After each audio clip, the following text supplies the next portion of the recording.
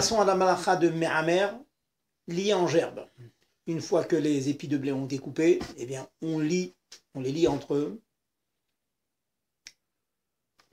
Et donc, cela s'appelle lié en gerbe.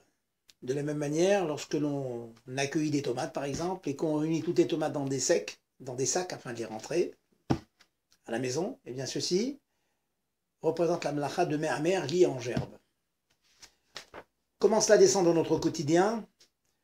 Ben, cela peut parfaitement arriver un jour que vous êtes dans votre jardin, par exemple, ou dans lequel on peut faire pousser des arbres ou des fruits, et vous avez un panier de fruits qui se disperse, qui s'éparpille.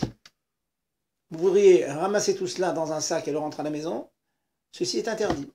Cela représente l'interdiction de lier en gerbe, réunir des fruits entre eux.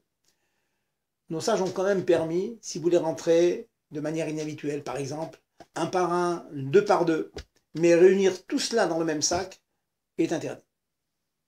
Cette interdiction ne s'applique pas dans les maisons, dans les intérieurs, car dans les intérieurs, l'habitude n'est pas de faire pousser des fruits.